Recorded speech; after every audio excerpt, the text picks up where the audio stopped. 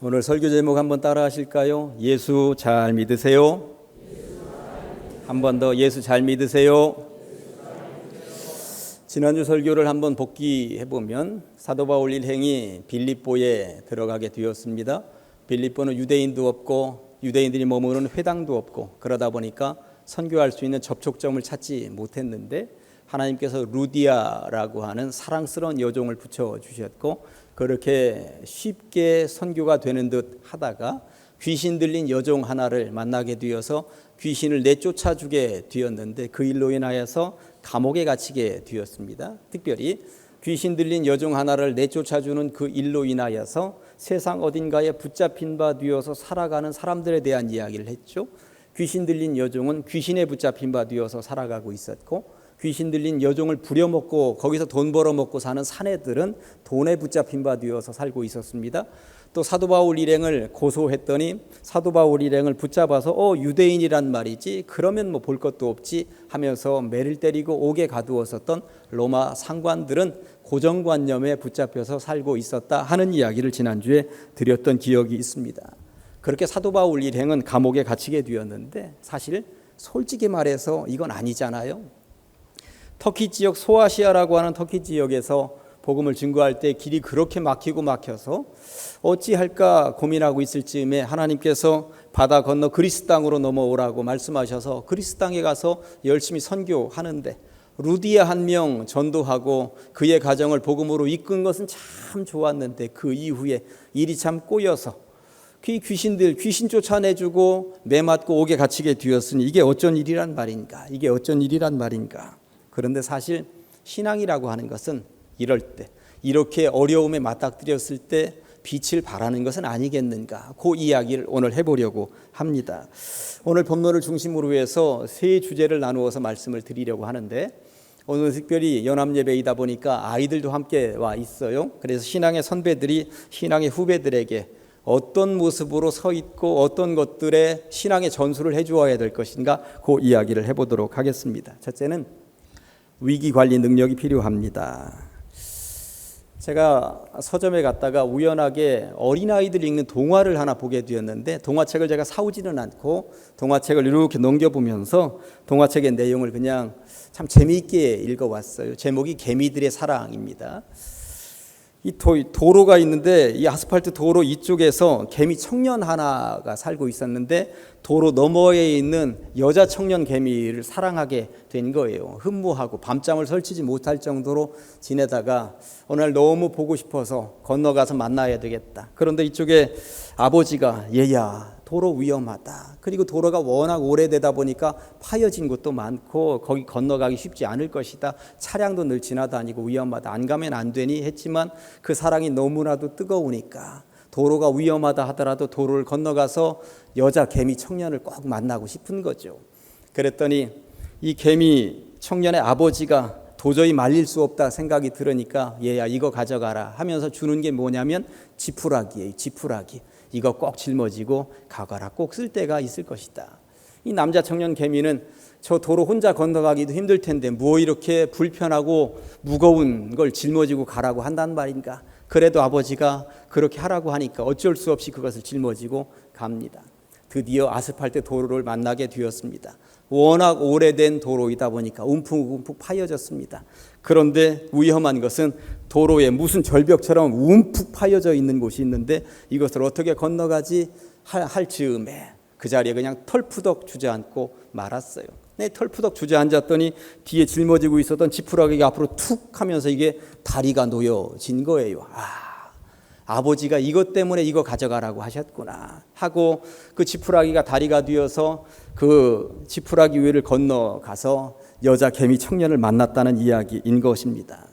그냥 뭐 웃긴 말도 안 되는 이야기입니다만 한편으로 짐이라고 생각되어졌었던 것이 다리가 되어서 연인을 만나게 되었다는 것, 이것을 신앙적으로 제가 풀어보니까 우리 신앙인들은 우리 등에 늘 짊어지고 다니는 짐 같은 것이 있는데 이게 한편 보니까 기도이고 한편 보니까 찬양이겠구나 하는 생각을 해보게 되었습니다. 기도한다 하는 것, 그냥 기도하면 되지 할 수 있습니다만 기도가 어떤 때는 보면 짐이에요. 시간을 할애해야 합니다.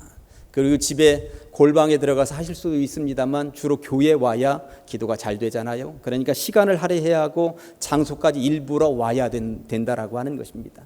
그러다 보니까 기도한다 하지만 기도가 이게 만만한 게 아닙니다. 기도가 짐이구나. 하기는 해야 되는데 시간도 못 내고 그 장소까지 가지도 못하고 기도가 짐이구나 하는 생각이 들 때 있다는 것입니다. 찬양도 보면 어떤 때는 짐입니다. 늘 입을 열어서 찬양해야 하지만 이 입으로 찬양보다도 불평 불만이 더 먼저 쏟아져 나오고 못된 말들이 더 먼저 쏟아져 나올 때가 있다라고 하는 것입니다. 그러고 보니 내 입으로는 찬양한다 하면서 찬양 못하고 불평 불만과 못된 말들을 쏟아낼 때 찬양도 때로는 짐이구나 하는 생각이 든다라고 하는 것이죠. 그런데 짐처럼 여겨졌던 기도와 찬양이 빛을 발할 때가 있다고 하는 것입니다. 언제일까요? 위기에 맞닥뜨렸을 때라고 하는 것입니다. 위기에 맞닥뜨렸을 때 이 기도와 찬양은 개미가 뒤에 짊어지고 있었던 지푸라기처럼 다리가 되어서 하늘로 연결해 주는 것이고 이를 통하여서 모든 문제가 눈 녹듯이 풀리도록 하는 도구가 된다라고 하는 것입니다. 오늘 성경으로 들어와 보면 사도 바울 일행은 귀신 들린 여자아이 하나를 살려주었다가 봉변을 당하게 되었습니다. 지난주 보신 본문입니다만 23절과 24절은 당시의 상황을 이렇게 표현하고 있어요. 많이 친 후에 때렸다는 이야기죠. 옥에 가두고 간수에게 명하여 든든히 지키라 하니 그가 이러한 명령을 받아 그들을 깊은 옥에 가두고 그 발을 착고에, 그러니까 손과 발을 함께 묶는 수갑 같은 것에 든든히 채웠다고 말씀하고 있습니다. 상상력을 동원해서 이 장면을 상상해 보시기 바랍니다. 얼마나 기가 막힌 장면입니까? 아무것도 할 수 없습니다. 낮에 매맞은 부분을 손으로 한 번이라도 쓰다듬을 수도 없도록 손과 발이 그냥 착고에 채워져 있습니다. 얼마나 기가 막힙니까? 신음소리 내는 것 이외에는 아무것도 할 수 없는 그러한 절체절명의 순간이라고 할 수 있겠죠. 그런데 바울과 실라는 이러한 상황에서 기도했다고, 찬양했다고 성경이 말씀하고 있죠. 25절에 보니까 한밤중에 바울과 실라가 기도하고 하나님을 찬송했더니 죄수들이 들을 정도였다고, 그렇게 크게 우렁차게 감사하게 기도하고 찬양했다라고 하는 것입니다. 올 한 해가 참 빨리 가죠. 벌써 7개월이 지났어요. 8월 첫째 주를 맞이하게 되었습니다. 혹시 힘든 일들은 얼마나 있으셨는지 모르겠어요. 만만치 않죠. 내 마음대로 되지 않는 일들도 있습니다. 사업장 운영하시는 분들 보니까 경제적인 한파가 참 오래 지속되고 있다고 말들을 하십니다. 교회에서도 때로 봉사하시다 보면 모난돌이 정맞는다고 봉사 영역이 많으면 많을수록 때로 사람들의 시기 질투를 받기도 합니다. 그런 일이 있을 때마다 우리가 누구를 생각해야 할까요? 고난당하셨던 예수님, 그리고 이러한 상황과 처지에서도 이겨냈었던 사도 바울의 상황을 생각하면서 기도의 자리에, 찬양의 자리에 머물러 있고, 때로는 그것이 짐처럼 여겨지더라도 그것이 나를 위로하고 하나님과 연결되는 연결 통로가 된다라고 하는 것을 기억할 수만 있다면 얼마나 좋을까요? 운동선수들에게 특별히 회자되어지는 용어가 위기관리 능력이라고 하는 것이 있습니다. 위기관리 능력은 특별히 야구선수들에게, 야구선수들 가운데에도 타자보다는 투수들에게 많이 사용되어지는 용어입니다. 1, 2, 3루에 지금 주자들이 꽉 차 있고요. 투아웃입니다. 앞에는 이제 타자로 4번 타자 홈런왕이 들어서 있습니다. 홈런 한 방 맞으면 4점을 내주는 것이고 삼진으로 잡으면 그냥 그 해가 끝나는 것입니다. 이런 순간에 투수가 그 홈런왕 타자를 삼진으로 돌려 세웠다고 그러면 아나운서나 해설자들이 반드시 하는 이야기가 위기관리 능력이 대단하다고 이렇게 이야기를 합니다. 그런데 이 위기관리 능력은 어느 날 갑자기 나타나는 것일까요? 전혀 그렇지 않다는 것입니다. 평소에 쌓아놓은 실력이 있어야 위기의 순간에 빛을 발한다라고 하는 것이죠. 신앙도 마찬가지입니다. 위기의 신앙인이 왜 없겠습니까? 풍랑 만난 신앙인이 왜 없겠습니까? 주저앉아 있는 신앙인이 왜 없겠습니까? 그런 신앙인들이 그 순간 일어날 수 있는, 빛을 발할 수 있는 상황은 언제 훈련된다? 평소에 쌓아놓은 훈련, 이것 가지고 위기관리 능력을 발휘하면서 빛을 발하게 된다라고 하는 것입니다. 바울과 실라 옥에 갇혔습니다. 온 몸을 매를 맞고 세상 말로는 작신작신 맞아서 자기 몸 하나도 추스릴 수가 없는 상황이었을 것입니다. 그러한 기가 막힌 현실에 사도 바울이 기도합니다. 무슨 뜻이 있으려니? 하나님께서 무슨 소중한 열매를 주시기 위하여서 우리에게 이런 고난을 주시는 것은 아니겠는가? 기도하면서 자기도 모르게 울컥하고 올라오는 것이 있었을 것입니다. 눈물이 쏟아졌을지도 모릅니다. 그러다 보니 자기도 모르게 찬송이 흘러나왔겠지요. 높은 산이 거친 들이 초막이나 궁궐이나 내 주 예수 모신 곳이 그 어디나 하늘나라. 일반 루디아의 그 잘 사는 집에서 진수정찬 먹고 있었던 그곳에서나 가장 지하 감옥 밑바닥 이 눅눅한 곳에 있을 때나 주님이 함께 하시는 곳 그 어디나 하늘나라 아니겠는가? 진수정찬 먹던 루디아의 그 집만 하늘나라이고 여기는 하늘나라가 아니라면 그건 신앙이 아닌 것이죠. 내가 어디에 있든 그곳이 바로 하늘나라라고. 그러니 할렐루야 찬송하세. 내 모든 죄 사함받고 주 예수와 함께하니 그 어디나 하늘나라. 사도 바울은 이 고백을 남길 수 있었다라고 하는 것입니다. 예수님 모시고 사는 인생은 처지를 탓하는 게 아니죠. 예수님 모시고 사는 인생은 환경을 탓하는 게 아닙니다. 다만 내가 그 처지와 그 환경에도 불구하고 기도할 수 있는가? 다만 내가 그 처지와 그 환경에도 불구하고 찬송할 수 있는가? 이게 중요하다라고 하는 것입니다. 25절에서 그렇게 기도하고 그렇게 찬송을 했더니 26절의 결과가 나왔는데요. 이에 갑자기 그렇게 기도하고 찬송했더니 그 결과물로 갑자기 큰 지진이 나서 옥토가 움직이고 문이 곧 열리며 모든 사람의 매인 것이 다 벗어졌다고 말씀하고 있습니다. 성경을 자세히 읽어보면 바울과 실라가 감옥문이 열린 것을 보고 기도하고 찬송한 것이 아니에요. 기도하고 찬송했더니 감옥문이 열렸다고 하는 것입니다. 다시 한 번 더 말씀드리면 우리는 보통 감옥문이 열린 것 보고 모든 문제가 풀린 것 보고 그 이후에 감사 기도하고 감사 찬송합니다. 그러나 그 상황과 처지에서도 먼저 기도하고 먼저 감사 찬송했더니 감옥문이 열렸다고 다 풀어졌다고 성경이 분명히 말씀하고 있습니다. 순서가 있구나. 상황과 처지를 탓하지 않고 어떤 상황과 처지에서든지 먼저 기도하고 먼저 감사 찬송했더니 그 위에 문제가 풀렸구나. 이게 바로 위기관리 능력이라고 하는 것이고 위기관리 능력이 아주 중요한 주된 모델을 사도 바울 일행이 보여주었다고 하는 것입니다. 평소에 기도와 찬송 훈련이 잘 되어 있으시기를, 그리고 어느 때 위기가 닥친다 하더라도 잘 이겨내시기를 주님의 이름으로 간절히 축원합니다. 두 번째, 산처럼 품으세요 하는 것입니다. 논어에 보면 이런 말이 있더라고요. 지자요수. 지혜로운 사람은 물을 좋아하고 인자요산이라 어진 사람은 산을 좋아한다. 이런 말이 있어요. 최근에 어느 책을 읽다가 보니까 이 부분에 대해서 설명을 아주 명쾌하게 해 놓았는데, 특별히 인자요산, 어진 사람이 산을 좋아한다는 말이 무슨 말이냐? 어진 사람이 산을 좋아하는 것은 산이라고 하는 존재는 거기에 그대로 멈춰 있다는 거예요. 전혀 흔들림이 없다는 것입니다. 혹여 산에 불이 나도 산은 도망가지를 않는다는 거예요. 그러면서 산은 작은 곤충 하나에서부터 뱀이나 삭팽이에 이르기까지 모든 짐승을 끌어안는다는 것입니다. 해가 되는 동물들이라 해서 내치지를 않는다는 거예요. 그게 산의 존재 이유라고 그 저자는 얘기해 놓고 있더라고요. 그러고 보니 어진 사람들이 꼭 산과 같다는 것이죠. 어진 사람들은 누구나 다 이렇게 끌어안게 되어 있다는 것입니다. 어진 사람이 누구를 내치겠습니까? 인자요산, 어진 사람은 산을 좋아한다는 말이 그런가 보다. 저 박수를 치면서 옳았구나 그랬습니다. 모세 보니까 산과 같은 인물이었겠다. 백성들이 매일매일 불평불만을 쏟아내는데 모세가 거의 화를 내지 않습니다. 그러다 보니 민수기 12장 13절에 보니까, 민수기 12장 3절에 보니까 이 사람 모세는 온유함이 지면의 모든 사람보다 더했다고. 그러니까 인자요산의 대표적인 케이스가 모세였다고. 예수님도 산과 같이 넓은 품의 소유자이셨습니다. 모든 인류의 죄를 다 짊어지고 가셨던 것이죠. 예수님은 스스로를 일컬어서 이렇게 말씀하셨어요. 마태복음 11장 29절에 보니까 나는 마음이 온유하고 겸손하니, 나는 마음이 온유하고 겸손하니 누구나 다 내 품으로 오라. 내가 누구나 다 품지 못할 사람이 누가 있겠느냐. 내 품으로 오라. 그리 말씀하셨다고 하는 것이죠.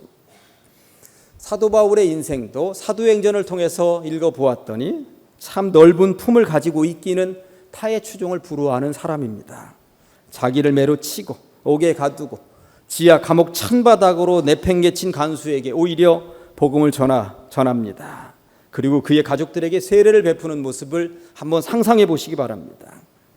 매를 맞고 옥에 갇힌 억울함에 대해서는 전혀 아무 생각이 없습니다. 오직 간수와 그 가정의 구원 이외에는 다른 생각을 하지 않습니다. 바울은 이렇게 넓은 품의 소유자였구나 하는 것을 알게 되죠. 고린도전서 13장을 일컬어서 사랑장이라고 이야기를 하는데 4절에 보니까 사랑은 오래 참고 사랑은 온유하며 이렇게 시작을 합니다. 사랑은 오래 참고 사랑은 온유하며, 그렇게 사랑에 대한 여러 가지 정의를 내리다가 7절 부분에 가서 사랑은 모든 것을 참으며 이렇게 되어 있습니다. 사랑은 오래 참고로 시작하더니 사랑은 참으며 라고 끝맺고 있습니다. 아니, 한 번 참는다는 이야기를 했으면 됐지 뭘 한 번 더 참으며를 반복한단 말인가? 이런 생각을 하면서 읽으실 수 있습니다만 7절에 나오는 참으며라고 하는 말은 원어로 따져 들어가서 읽으면 덮으며라고 하는 말에 가깝습니다. 그러니까 사랑이라고 하는 것은 덮어주는 것, 품어주는 것, 감싸주는 것, 이게 사랑이라고 이야기를 하고 있다는 것이죠. 그러고 보니 바울은 덮어주고 품어주고 그런 사랑을 베풀고 있었구나 하는 것을 알 수 있습니다. 억울하게 매를 맞고 옥에 갇혔으니 입을 열면 하고 싶은 이야기가 억울하다 얼마나 많았겠습니까? 간수 붙잡고 나 억울하다고 그 얘기부터 하고 싶지 않았겠습니까? 그런데 매질하고 옥에 가두고 그랬었던 그 간수를 다 품어줍니다. 그리고 부탁이 하나 있다고, 다른 거 다 필요 없다고, 오직 예수 믿으면 좋겠다고, 당신이 예수 믿는 것, 세례 받는 것, 그거 하나면 족하다고, 다른 것 필요 없다는 것입니다. 31절 말씀 보실까요? 이르되 주 예수를 믿으라, 그리하면 너와 내 집이 구원을 받으리라. 이 말씀 하나, 네가 예수 믿는 거, 당신 가족이 구원받는 거, 이거 이외에는 나 소원이 없다. 그래서 오늘 설교의 마지막 주제, 예수 잘 믿으세요 라고 제가 정해보았습니다. 이 말씀은 그냥 평범하게 우리가 읽고 있습니다만 사도 바울의 이 전도는 보통 사람으로서는 가능한 영역이 아니었다고 하는 것입니다. 죽도록 매를 때린 사람을 향하여 매를 맞은 나는 괜찮다고, 당신이 예수 믿으라고, 당신 가족도 구원받으라고, 이런 바울의 모습을 묵상하면서 저는 참 많은 은혜를 받고 그리고 도전을 받았습니다. 제가 언젠가 이런 예화 한번 드렸던 기억이 있는데요. 서울 영락교회를 개척하신 우리 교단의 큰 어른 한경직 목사님 계시죠. 2000년도에 97세의 나이로 하나님의 부름을 받으셨습니다. 장수하셨습니다. 목사님의 인생 말년쯤에 우리 교단의 어른들이라고 하는 분들이 명절에 이제 인사 가셨어요. 인사도 드리고 차도 한 잔 얻어 마시고 헤어질 시간이 되었는데 어떤 목사님이 한경직 목사님께 명절인데 덕담 한 말씀 해주세요. 그랬더니 한경직 목사님이 하시는 말씀이 목사님들 예수 잘 믿으세요 하는 거였습니다. 그 목사님들 다 60이 넘어서 70 가까이 되시고 70이 넘은 분도 계신데 그런 목사님들에게 목사님들 예수 잘 믿으세요 그랬다는 거예요. 우리 교회 청년이 나한테 목사님 예수 잘 믿으세요 하면 나는 그 청년 못된 놈이라고 할 것입니다. 혹여 우리 교회 장로님들 중에 한 분이 저한테 와서 목사님 예수 잘 믿으세요 하면 제가 어떻게 할까요? 아마 싸움 날 것입니다. 그런데 당시 교단의 어른들은 더 큰 어른이신 한경직 목사님이 목사님들 예수 잘 믿으세요 라고 덕담을 하시니까 어느 누구 하나 토를 달지 못하고 얼굴이 붉어져서 그 집을 벗어났다는 것입니다. 사랑하는 가장제일교회 성도 여러분들은 예수 잘 믿고 계신가요? 내 자식들이 볼 때에도 우리 부모님은 진짜 예수 잘 믿어, 예수쟁이야. 교회 청년들이나 교회의 어린아이들을 볼 때 우리 교회 장로님 권사님들은 틀림없이 예수는 저렇게 믿어야지 인정받고 있는가. 어느 순간부터 우리는 예수를 믿기 시작한 사람들입니다. 누군가로부터 예수 한번 믿어보시죠 하는 소리를 듣고 전도받아온 사람들도 있을 수 있고, 부모님 모태신앙이어서 어릴 때부터 손잡고 나오면서 예수 믿어야 된다 예수 믿어야 된다. 너는 유아 세례 받았는데 어느 순간 네가 고백해서 입교도 해야 되고 예수 잘 믿어라, 예수 잘 믿어라. 그러면서 여기까지 왔습니다.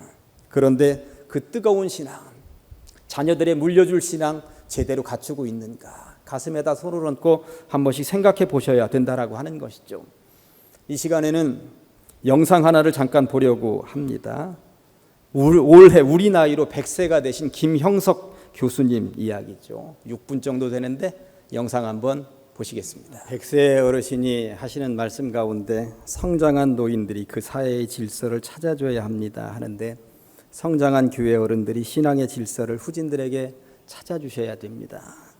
교회의 어른들이 신앙의 모범을 보여주셔야 합니다. 예배의 모범, 기도의 모범, 헌신과 봉사하는 모범들을 보여주셔야 하죠.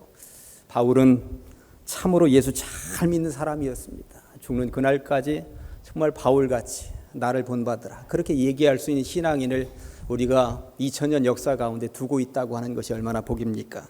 한경진 목사님도 보니까 우리 교단에 참 예수 잘 믿는 분이셨습니다. 돌아가시는 그날까지 예수 이외에 그 어느 것도 생각하지 않고 사셨던 어른이셨죠. 영상에 나오는 김영석 교수님도 끝까지 예수 잘 믿는 삶을 지금 100년 내내 살고 계십니다. 그러면서 신앙의 후진들에게 무엇을 물려줄 것인가, 무엇을 물려줄 것인가, 그것을 고민하고 있다라고 하는 것입니다. 우리 교회 어른들 많으십니다. 저는 우리 교회 신앙의 어른들이 얼마나 모범적이고 모델이 되는가라고 하는 것은 밖에 나가서 자랑거리입니다. 그러면서 예수는 나처럼 믿어야 한다고, 이렇게 믿어보라고 이미 그렇게들 하고 계십니다만, 어쨌든 신앙의 후진들은 신앙의 선배들 보고 그거 따라잡는다라고 하는 것, 이 숙제 분명히 기억하시면서 더욱더 굳건하게 강건하게 100세쯤 되셔서 여기 올라오셔서 저분처럼 신앙의 간증을 남기실 수 있는 어르신들이 다 되시면 좋겠다 하는 생각을 저는 가져보게 됩니다. 이제 말씀 정리합니다. 3가지 말씀드렸어요. 신앙으로 위기를 극복해내는 위기관리 능력을 보여주십시오. 신앙의 어른들, 장로님들, 권사님들 왜 어려운 상황이 없겠습니까? 질병이 오기도 하고 경제적인 어려움이 있기도 하고, 그러나 그 모든 순간을 신앙으로 이겨내는, 기도와 찬송으로 이겨내는 위기관리 능력, 그런 진수를 한번 보여주십시오. 그리고 2번째, 산처럼 신앙의 후진들, 어린아이들, 청년들, 아이들 누구나 다 산이 되어서 품을 수 있는 사도 바울처럼 그런 사랑의 소유자들이 다 되시면 좋겠고요. 마지막 하나 더, 예수는 나처럼 믿어야 한다고, 이것이 신앙인의 모범된 삶이라고 신앙의 후진들에게 보여줄 수 있는 신앙의 모델이 되는 성도님들 다 되시기를 주님의 이름으로 간절히 축원합니다. 기도하십니다. 하나님 아버지, 주님의 은혜를 감사합니다. 거룩한 주일 우리를 불러 주시옵시고 말씀을 통하여 깨달음 얻게 하시니 감사합니다. 어렵고 힘든 위기의 순간들이 왜 없겠습니까? 기도함으로 찬송함으로 이겨내는 성도들 다 되게 하여 주시옵소서. 산이 되어서 누구든 품을 수 있는 준비가 되어 있는 사랑의 사람들 다 되게 하여 주시옵소서. 예수는 나처럼 믿어야 한다고 신앙의 모델이 되는 성도들, 신앙의 선진들 되게 하여 주시고, 이를 잘 따라잡는 신앙의 후진들 되어서 합력하여 선을 이루어가는 교회가 될 수 있도록 이끌어 주시옵소서. 예수님의 이름으로 기도합니다.